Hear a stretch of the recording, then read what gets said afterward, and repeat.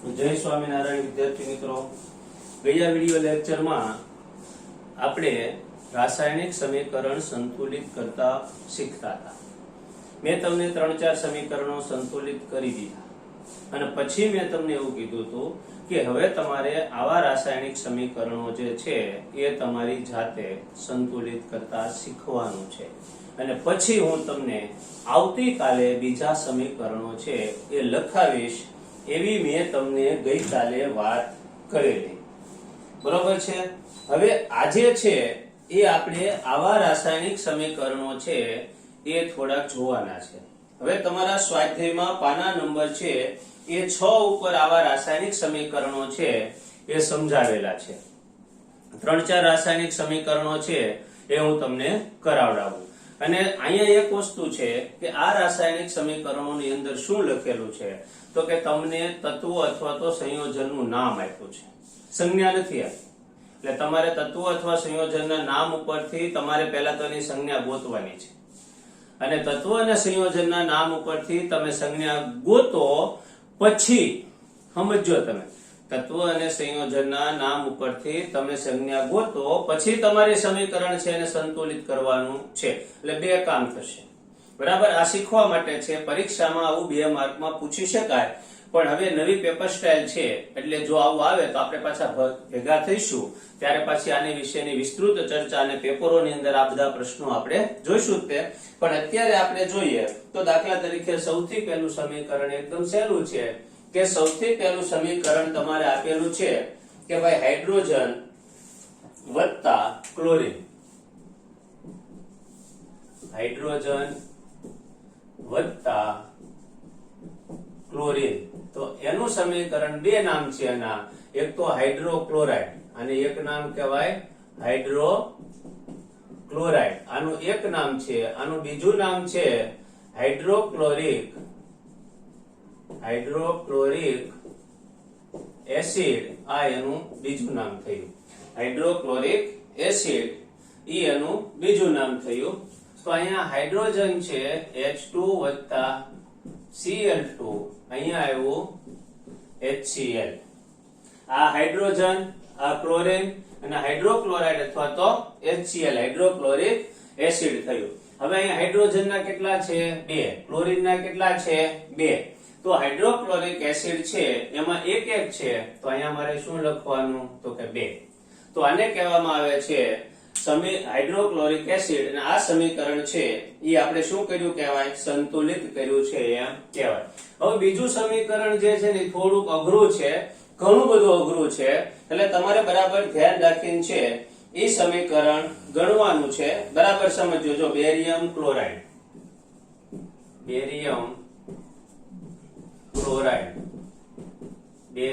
Chloride વત્તા aluminium sulphate,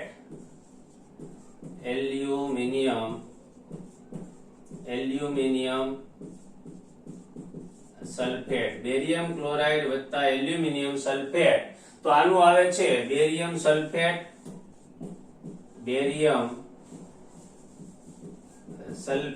વત્તા aluminium chloride, barium sulphate વત્તા એલ્યુમિનિયમ ક્લોરાઇડ। આવું જે છે એ આ સમીકરણ છે એની અંદર આવ્યું। હવે આમાં શું થશે તો કે બેરિયમ ક્લોરાઇડ એટલે BaCl2, આ બેરિયમ ક્લોરાઇડ નું સૂત્ર થયું BaCl2। એલ્યુમિનિયમ સલ્ફેટ છે એટલે અહીંયા Al2SO4 થ્રાઇસ, આ એલ્યુમિનિયમ સલ્ફેટ નું સૂત્ર થયું। હવે એમાં બને છે બેરિયમ સલ્ફેટ, તો બેરિયમ સલ્ફેટ એટલે BaSO4, આને કહેવાય બેરિયમ સલ્ફેટ। અને એલ્યુમિનિયમ ક્લોરાઇડ જે છે એલ્યુમિનિયમ ક્લોરાઇડ નું સૂત્ર છે AlCl3, aluminium sulphate aluminium chloride. તો આ જે છે એ આપણે દરેકના શું લખ્યા હવે સંજ્ઞા અને સમીકરણ લખ્યું। હવે આને સંતુલિત કરીએ તો અહીંયા કોણ છે તો કે ભાઈ Ba કેટલા છે 1, Cl કેટલા છે તો કે 2, એલ્યુમિનિયમ કેટલા છે તો કે 2, S કેટલા છે તમને મેં કાલે સમજાવ્યું હતું, અહીંયા 3 વડે ગુણાકાર 3, અને O કેટલા છે તો કે 4 તેરી ને 12. અહીંયા BA કેટલા છે 1, S કેટલા છે 1, O કેટલા છે તો કે 4, એલ્યુમિનિયમ કેટલા છે તો કે 1, અને Cl કેટલા છે તો કે 3. હવે આ બંને સમીકરણો છે એમાં બે વસ્તુ છે એ આપણે શું કરતું જવાનું છે તો કે સરખું કરતું જવાનું છે. તો સૌથી પહેલા તમે જુઓ તો એક એક વસ્તુ જોતા જઈએ તો અહીંયા એલ્યુમિનિયમ 2 છે, અહીંયા એલ્યુમિનિયમ 1 છે, બરાબર. તો સૌથી પહેલા અહીંયા આપણે બગડો લખીએ તો એલ્યુમિનિયમ ને અહીંયા 2 વડે ગુણ્યા એટલે એલ્યુમિનિયમ સરખા થયા. હવે ક્લોરીન કેટલા છે અહીંયા 2 જ છે, બરાબર છે. તો અહીંયા ક્લોરીન કેટલા થઈ ગયા 3 દુને 6 થઈ ગયા. હવે કેટલા થઈ ગયા 3 દુને 6. તો અહીંયા 3 વડે અહીંયા 2 વડે ગુણ્યા તો ક્લોરીન થઈ ગયા 6. તો અહીંયા પણ આપણે ક્લોરીન છે એને 6 કરવા પડશે. અહીંયા ક્લોરીન ને 6 કરવા માટે આને કેટલા વડે ગુણવા પડશે તો કે 3 વડે. તો 3 દુને 6. તો અહીંયા હવે 3 વડે આપણે ગુણ્યા. હાલો તો અહીંયા 3 વડે ગુણ્યા તો શું થયું તો કે આને ગુણ્યા 3 તમે કરો તો બેરિયમ પણ 3 થઈ ગયા, ક્લોરીન તો 6 થઈ ગયા, પણ બેરિયમ કેટલા થઈ ગયા 3 થઈ ગયા. હવે શું કરવાનું તો કે હવે અહીંયા બેરિયમ છે એ 3 થયા, ક્લોરીન છે એ કેટલા થયા 6. તો બેરિયમ 3 થયા તો અહીંયા બેરિયમ 1 છે, તો પાછું આને 3 વડે આપણે ગુણવા પડશે. તો હવે શું થશે તો આને ગુણ્યા તમે 3 કરો તો 3 થઈ ગયા, S ગુણ્યા 3 કરો તો તમારે 3 થઈ ગયા, બરોબર. અને અહીંયા 4 તેરી ને અહીંયા પાછા 3 ગણો તો હવે 12 થઈ ગયા.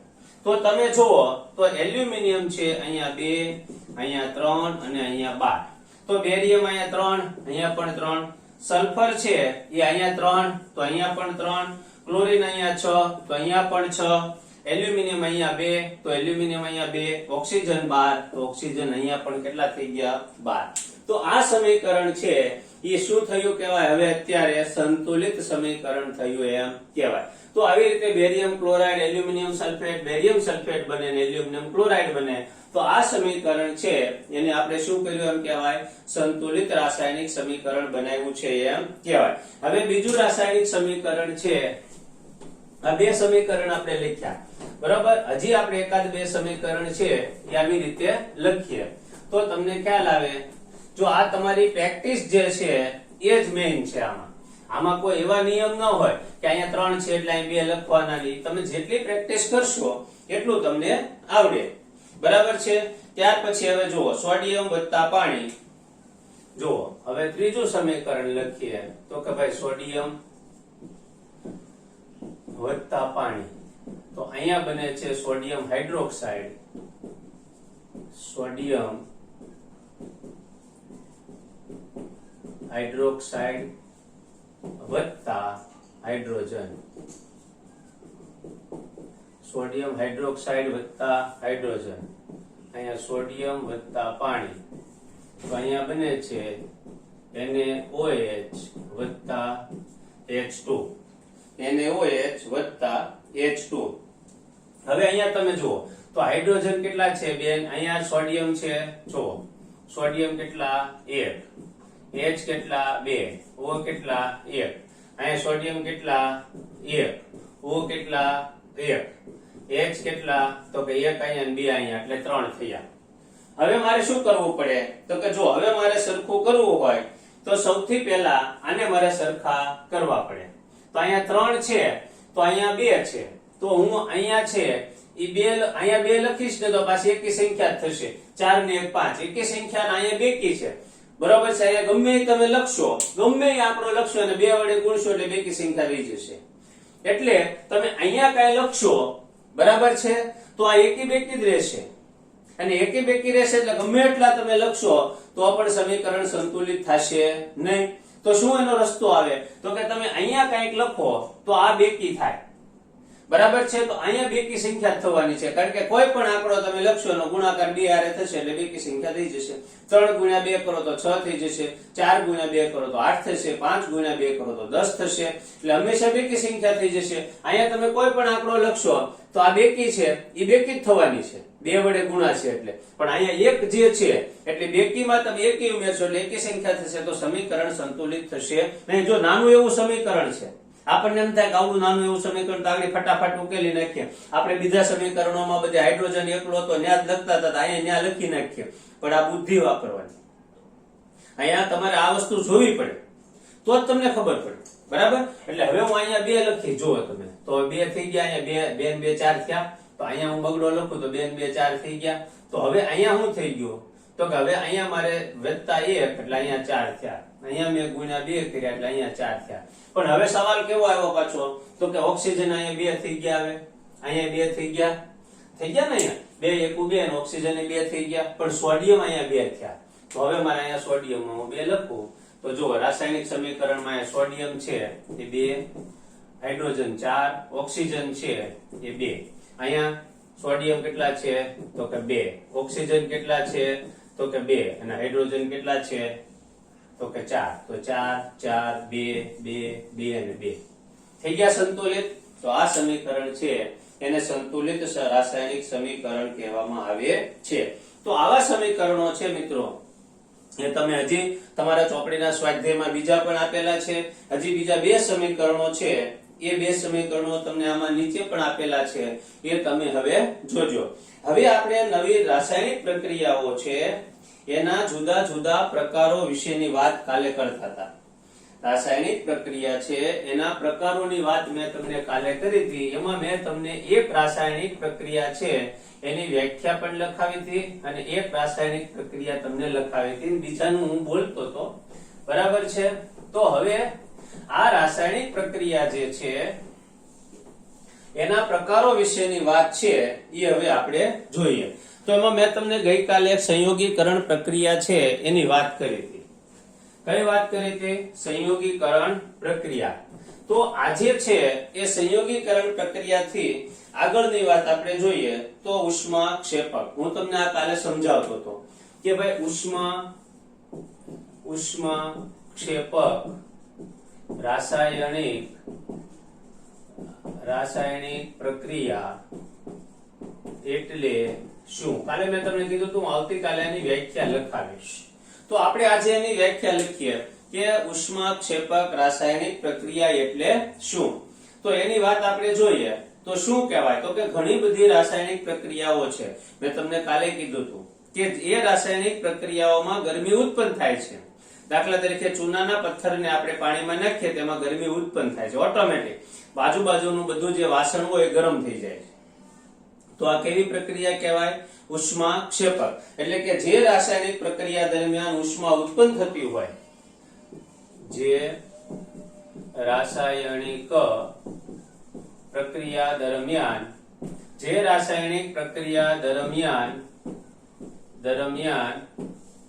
ઉષ્મા ઉત્પન્ન થતી હોય તેવી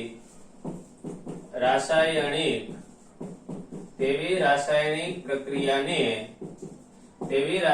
પ્રક્રિયાને ઉષ્માક્ષેપક રાસાયણિક પ્રક્રિયા કહે છે. જે રાસાયણિક પ્રક્રિયા દરમિયાન ઉષ્મા શું થતી હોય તો કે ઉત્પન્ન થતી હોય, જે રાસાયણિક પ્રક્રિયા દરમિયાન ઉષ્મા છે એ ઉત્પન્ન થતી હોય તેવી રાસાયણિક પ્રક્રિયાને ઉષ્માક્ષેપક રાસાયણિક પ્રક્રિયા કહે છે. તો કે દાખલા તરીકે ઉષ્માક્ષેપકમાં કાર્બન વત્તા O2 ગેસ અહીંયા બને છે CO2 ગેસ. તો આ જે રાસાયણિક પ્રક્રિયા છે એને શું કહેવાય? ઉષ્માક્ષેપક રાસાયણિક પ્રક્રિયા. પછી મિથેન જે છે, મિથેન વાયુને તમે હવામાં સળગાવો, મિથેન વાયુને ક્યાં સળગાવો? તમે હવાની અંદર સળગાવો તો મિથેનની અંદરથી કાર્બન ડાયોક્સાઇડ વાયુ ઉત્પન્ન થાય છે અને પાણી છે ઈ એની અંદર શું થાય છે તો કે ભાઈ ઉત્પન્ન થાય છે. તો આ જે રાસાયણિક પ્રક્રિયાઓ છે એને કઈ રાસાયણિક પ્રક્રિયાઓ કહેવામાં આવે છે તો કે આ રાસાયણિક પ્રક્રિયાઓ છે એને ઉષ્માક્ષેપક રાસાયણિક પ્રક્રિયાઓ કહે છે. તો કે આપણે ફરીવાર વ્યાખ્યા બોલું છું તો કે જે રાસાયણિક પ્રક્રિયા દરમિયાન ઉષ્મા ઉત્પન્ન થતી હોય તેવી રાસાયણિક પ્રક્રિયાને ઉષ્માક્ષેપક રાસાયણિક પ્રક્રિયા કહે છે. ત્યાર પછી હવે બીજી વાત આપણે જોઈએ ઉષ્મા શોષક રાસાયણિક પ્રક્રિયા. કઈ પ્રક્રિયા હવે આપણે જોઈએ છીએ તો કે ભાઈ ઉષ્મા શોષક રાસાયણિક પ્રક્રિયા. તો ઉષ્મા શોષક રાસાયણિક પ્રક્રિયા કોને કહેવાય તો કે ભાઈ જે રાસાયણિક પ્રક્રિયા દરમિયાન છે એ ઉષ્માનું શોષણ થતું હોય. શું થતું હોય? ઉષ્માનું શોષણ થતું હોય. ઉષ્મા શોષક રાસાયણિક ઉષ્મા શોષક રાસાયણિક પ્રક્રિયાઓ એટલે શું? ઉષ્મા શોષક રાસાયણિક પ્રક્રિયાઓ એટલે શું? તો કે ભાઈ જે રાસાયણિક પ્રક્રિયાઓ દરમિયાન ઉષ્માનું શું થતું હોય? શોષણ થતું હોય તેવી રાસાયણિક પ્રક્રિયાને ઉષ્મા શોષક રાસાયણિક પ્રક્રિયા કહે છે. એટલે કે જે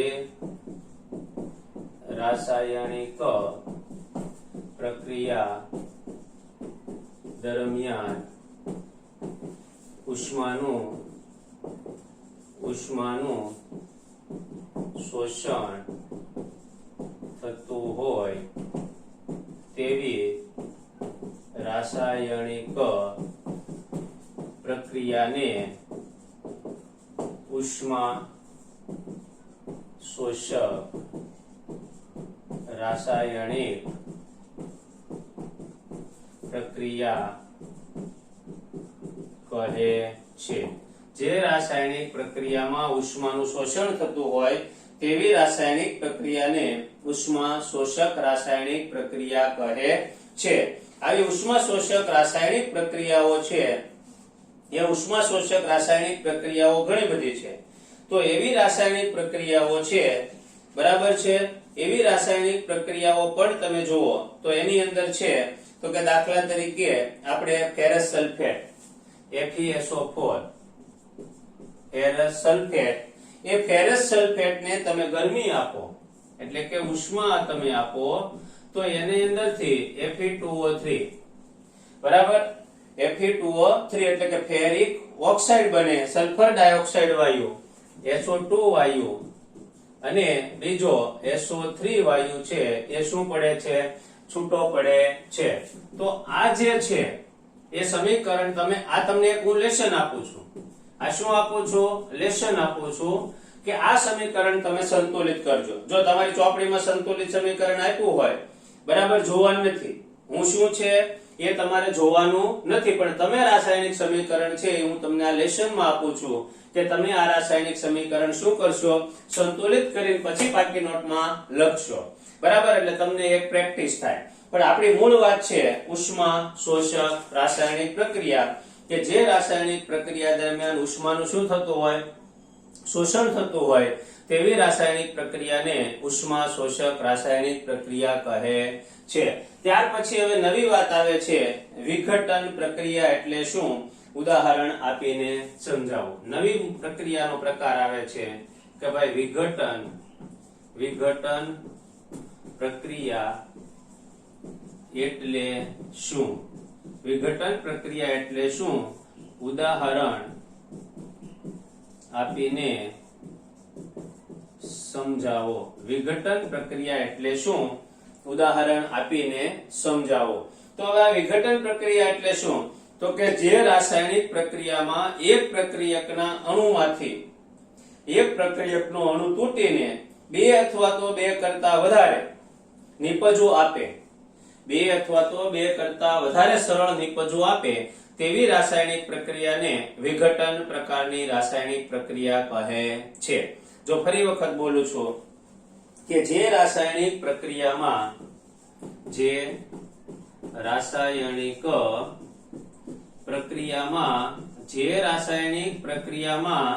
પ્રક્રિયકનો અણુ તૂટીને બે અથવા બે કરતા વધારે સરળ નિપજ આપે તેવી રાસાયણિક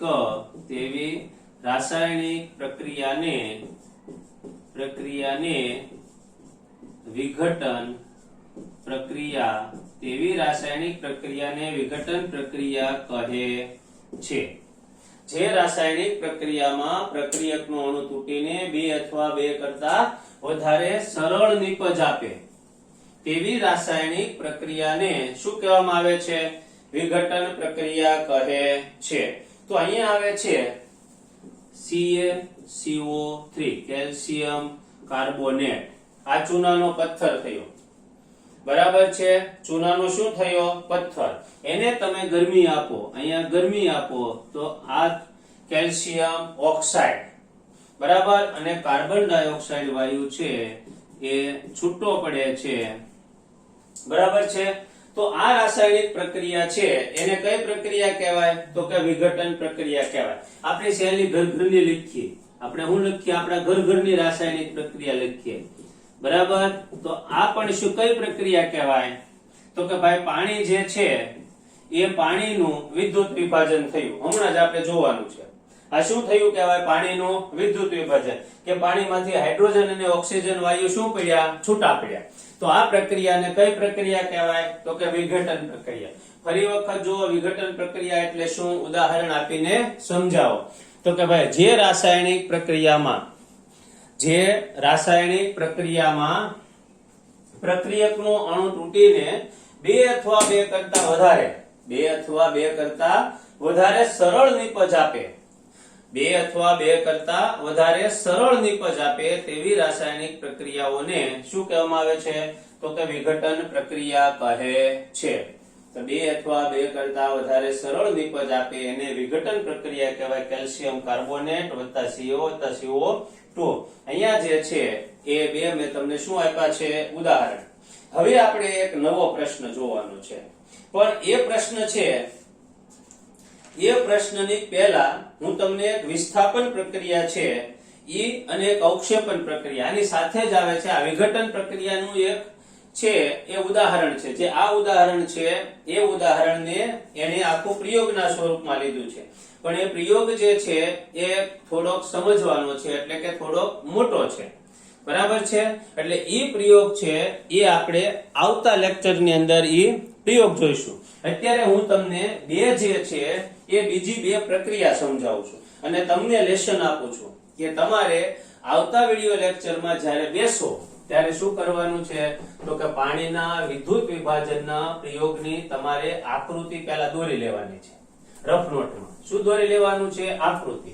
અને આકૃતિ દોર્યા પછી હું જ્યારે તમે વિડિયો ખોલો ત્યારે તમારે આકૃતિ દોરેલી હોવી જોઈએ, અને પછી હું તમને આકૃતિમાંથી બધું સમજાવતો જાઉં, બરાબર?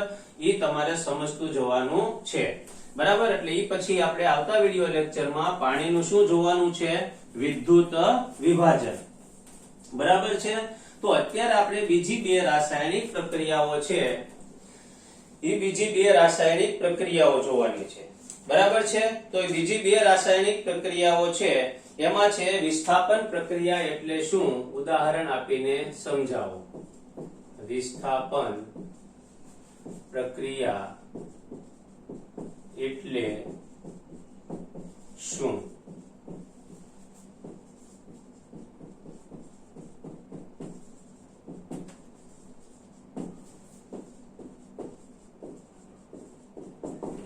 વિસ્થાપન પ્રક્રિયા એટલે શું? ઉદાહરણ આપીને સમજાવો. તો હવે આ જે છે કે જો એની વ્યાખ્યા છે કે કોઈ પણ ધાતુના ટુકડાને તેનાથી સક્રિય ધાતુના ક્ષારના દ્રાવણમાં, જો સમજાવું તમને આગળ, કે કોઈ પણ ધાતુના ટુકડાને તેનાથી વધારે સક્રિય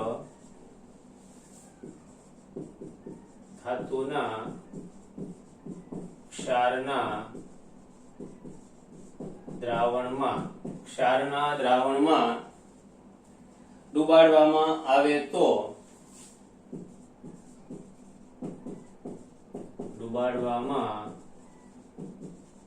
આવે તો કોઈ પણ ધાતુના ટુકડાને તેનાથી વધારે સક્રિય ધાતુના ક્ષારના દ્રાવણમાં ડુબાડવામાં આવે તો તે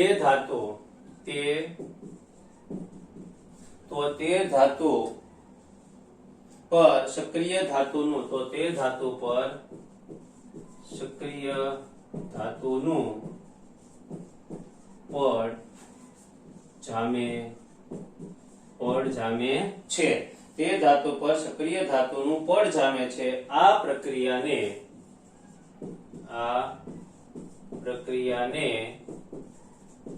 વિસ્થાપન પ્રક્રિયા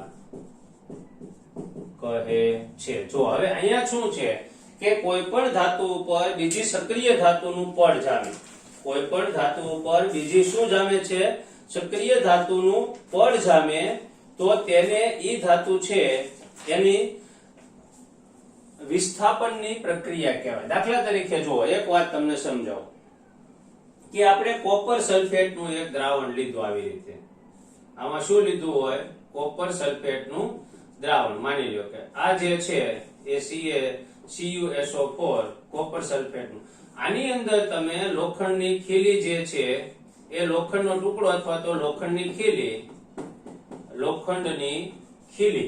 અથવા તો લોખંડનો ટુકડો મૂકી દો, તો એક દિવસ સુધી તમે જો આ બીકરને પડ્યું રહેવા દો, તો આ લોખંડની ઉપર આ કોપર જે છે એ કોપર આમાં જમા થઈ જાય. શું જમા થઈ જાય? કોપર તમને જમા થયેલું એવું લાગે. બરાબર છે? તો આ જે છે એ કોપર આની ઉપર જમા થયું, તો એમાં કોપરનું શું થયું? વિસ્થાપન થયું. તો એને કહેવામાં આવે છે વિસ્થાપન પ્રકારની રાસાયણિક પ્રક્રિયાઓ. શું કહેવામાં આવે છે? વિસ્થાપન પ્રકારની રાસાયણિક પ્રક્રિયાઓ છે એ કહેવામાં આવે છે. તો આ વિસ્થાપન પ્રક્રિયા જે છે એ આવી રીતે તમે સમજી શકો કે કોઈ પણ ધાતુના ટુકડાને, જો અહીંયા તમારે સક્રિય કોણ છે અને નિષ્ક્રિય ધાતુ કોણ છે, કઈ ધાતુ સક્રિય છે અને કઈ ધાતુ નિષ્ક્રિય છે, એ જાણવા માટે છે એ આપણે એની સક્રિયતા શ્રેણી જે છે એ સક્રિયતા શ્રેણી પણ આપણે જાણવી જરૂરી છે. પણ એ સક્રિયતા શ્રેણી જ્યારે તમને આવશે ત્યારે હું તમને આખી સક્રિયતા શ્રેણી છે એ આખી સક્રિયતા શ્રેણી હું તમને સમજાવીશ કે ભાઈ જો આ ધાતુ છે એ અહીંયા આવે, આ ધાતુ છે એની સક્રિયતા છે એ આની સાથે મળતી બેસે છે, એવી વાત છે એ આપણે જોવાની થાય. તો અહીંયા વિસ્થાપન પ્રક્રિયા જે છે એ વિસ્થાપન પ્રક્રિયાની અંદર તમારે આટલી વસ્તુ છે એ જોવાની. તો આ જો અહીંયા સક્રિયતા શ્રેણી છે એ હું તમને લખાવું. જો કે ભાઈ સક્રિયતા શ્રેણી કેવી રીતે, તો કે જો હવે આ તમારે અત્યારે કોઈ પ્રકારની યાદ રાખવાની જરૂર નથી. પહેલી વાત એ સમજી લેજો. આ જે છે એ સક્રિયતા શ્રેણી છે. શું છે? સક્રિયતા શ્રેણી. મેં અહીં લખાયું ને કે વધારે સક્રિય ધાતુ. બરાબર? હવે કઈ ધાતુ ઓછી સક્રિય છે ને કઈ ધાતુ વધારે સક્રિય છે એવો પ્રશ્ન તમારા મનમાં થાય. એ સ્વાભાવિક છે. તમારી જગ્યાએ હું ભણવા બેઠો હોય તો મને પણ થાય. તો મારે ઈ સક્રિયતા શ્રેણી હું તમને લખાવું. તો જો સૌથી વધારે સક્રિય પોટેશિયમ, એનાથી ઓછી સક્રિય ધાતુ સોડિયમ, એનાથી ઓછી કેલ્શિયમ, એનાથી મેગ્નેશિયમ, એનાથી ઓછી એલ્યુમિનિયમ, એનાથી ઓછી છે એ ઝીંક, પછી આ ફેરિક, ત્યાર પછી લેડ, એનાથી ઓછી સક્રિય ધાતુ છે કોપર, એનાથી એલ્યુમિનિયમ આ સિલ્વર, અને એનાથી સોનું. સોનું છે એ સૌથી નિષ્ક્રિય ધાતુ છે. સોનું છે એ કેવી છે? સૌથી કેવી ધાતુ છે? નિષ્ક્રિય. હવે માની લ્યો કે આમાં વધારે સક્રિય ધાતુના ક્ષારના દ્રાવણમાં ડુબાડવામાં આવે, તો અહીંયા તમે જુઓ તો આ ફેરિક, આ કોપર. બરાબર? હવે અહીંયા આના ક્ષારના દ્રાવણમાં શું કરવાનું છે? એકબીજાને ડુબાડવાના.